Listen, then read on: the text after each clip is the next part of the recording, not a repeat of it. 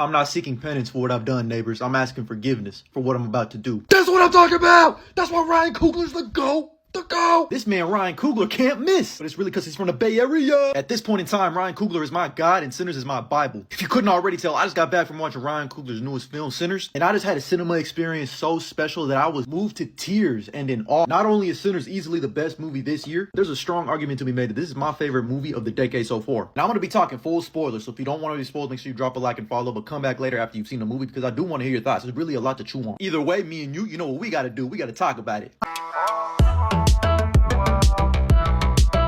I'm not capping, I genuinely feel this way. There's film before Sinners and now there's film after Sinners. Was that sentence a little dramatic? Yeah, but this shit really means something, man. I'm a changed person for the better. Ryan Coogler just took me to church and rocked me to my core. These are the type of films that everybody be yearning for, talking about we don't get no original films. Ever so often you watch a film that reminds you why you fell in love with film in the first place. That was Ryan Coogler's Sinners for me again. There's really not enough superlatives in the world for me to continue glazing. Monumental, generational, incredible. Watching this on IMAX 70mm gave me a spiritual awakening and I reached nirvana. Multiple sequences in the movie where I had to pick my jaw up from the floor just because I was in awe of what I was looking at. My eyes were shooting from corner to corner of the screen like it was a DVD pause screen. And not only is Sinners Ryan Coogler's first true original project, I mean with clear inspirations from a lot of other movies, but me personally, I think he just delivered his magnum opus. No studio notes from Marvel to drag him down, just full reign to do whatever he wants. He really assembled a bunch of mini goats and goats themselves. He's operating at an impeccable level running point here. And I'm not surprised because I've been watching his video explaining aspect ratios twice a day since it came out. And in this movie with little restraints, his genius, authenticity, and sincerity really shines through. He's pulling from a bunch of different inspirations. Because on the surface, yeah, this is a supernatural thriller with vampires, but I was surprised that this movie is really about culture, community, music. There's actually so many different thematic elements involved in this movie, and there was a bunch of times where I was looking at certain situations and scenarios where I was like, damn, that could be a metaphor for this, that could be a metaphor for that. Like the scene where Jack O'Connell's prime vampire tries to make a trade for Sammy. Because like Sammy's pastor father said, you keep dancing with the devil and one day he's gonna end up at your front door. But it almost felt like a metaphor to young artists signing away their life to a record label. Or just a commentary on community and culture in general. Now obviously this movie takes place during the Jim Crow era where,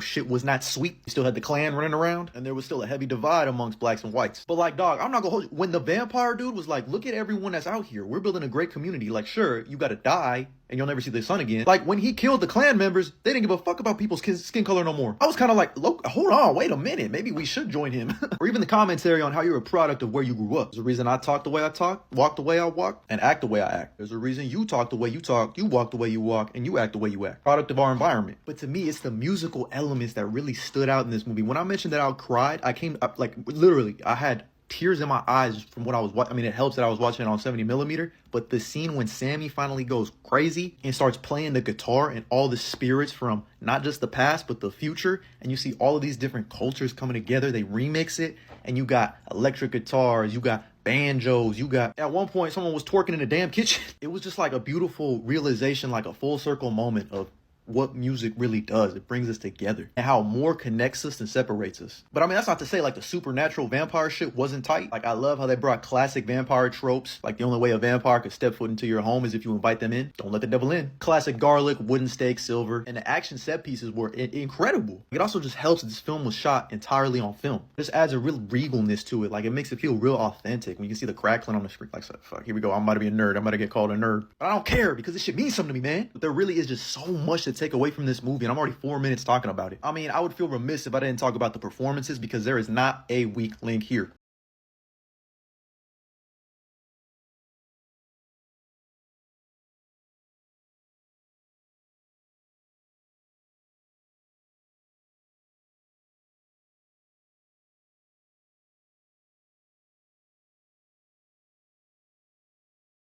We got Michael B. Jordan pulling double duty and actually triple duty once Stack turns into a vampire. He starts acting a little different too. I love the juxtaposition between Stack, Smoke. I mean, they're dressed in different colors to make that distinction. Obviously, to make it a little easier for you to follow who's who. Stack wears red, Smoke wears blue, and you should too. Now, I need someone with more pull to ask this, or, if I get the opportunity to ask Ryan, I'm kind of curious if Jonathan Majors was ever eyed to be the brother of Michael B. Jordan in this movie before he got into his legal troubles. Because if anybody was ready to be in this time period for this movie, it was Jonathan Majors. Shit, he probably had something in his closet ready. The fact that this was Miles Miles Caton's first role as Sammy, he deserves all the flowers for that because he was a standout. Like I mentioned before, I think Jack O'Connell was a clear standout too as the villain. Like he just had some charisma to him. He was funny. And the way he popped out that one time and said, Sammy, like he was Adam Sandler, had me weak. Side note, this gotta be the movie. This movie has to say my name the most amount of times. It's either this movie or Memento where they say Sammy Jenkins, Sammy Jenkins. And that little electric guitar that they had when he would pop out, was like, dun, dun. I'm like, I need that when I pop out. Anyway, Delroy Lindo, one of my goats. It's still a crime that he didn't get an Oscar for The Five Bloods. And here he gets to play a much more comedic drunk role. And that reminds me, like, this movie is actually hilarious. Like, there's some real genuinely good comedic bits in this movie that have me rolling. Haley Steinfeld is good for the role they gave her. Wunmi Musaku was incredible as well. I love her dynamic with Smoke, and you know that scene when he's looking down after he's, by the way, we get a little Django moment where he just unloads the clip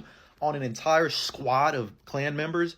Love that. Anytime a clan member gets, I'm in for it. But after he's bleeding out and he looks to the right and he sees his wife and his dead son, like, and he's just holding him in his hand, that right there was real tears. Like, that was, the emotional got me there. Like, I was transported, especially as a father to be. That was crazy. Ryan, you're the GOAT, bro. Like, I don't know what else to say. Like, the Bay Area should be nothing but proud about what you have become, the man that you are.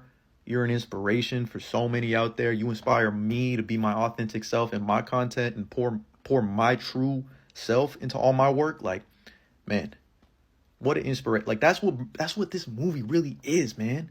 It's just, there's just something about it. I don't know what it is, but I need to watch it again. But really, the entire ensemble cast just nails their role. Like I said, there is no weak link. Shout out to the makeup, practical effects, and costume designs. Like, they really made me feel like this was 1960. They really made me feel like this was a Jim Crow era and their vampires are real. Low-key, they can fly. It's more like guided falling. Shout out Jessica Jones. The practicality and all that was just, there was so many times when I was just like, chills. Oh, and not to mention the mini GOAT, Ludwig Göransson. Are you kidding me? This man just continues to level up his game from Black Panther, Oppenheimer. Shit, what else has he done? This man is incredible. Like, here, what he's doing is insane. He's genre blending from multiple generations of music. Like, it's just, this man is just on his way to being one of the greatest composers ever. But yeah, man, this is why we go to the movies, people. I would highly recommend watching this movie in the theater. You need to watch it in the theater to experience it at its highest potential. Specifically, if you watch it in IMAX 70mm, that's the best way to do it. Yeah, man, that post-credit scene too was kind of crazy. I kind of need them to have a Sinners in the 80s and 90s just for that music alone. But I feel like the post-credit scene was like, he was like, you know what? I'm good. I've lived enough. Nice little nod that like, nah, we don't need a sequel. This is a good original flick. But yeah, enough yap. I ended up giving Sinners 5 out of 5 stars on Letterboxd. And fuck, man, 5 stars and a heart, in the wise words of Kendrick Lamar, it's not enough. I need to personally shake everyone's hand who had a hand in making this movie. So remember, hate the sin, love the sinners. But I'm curious to hear your thoughts. Drop a comment down below. And as always, like and follow for more.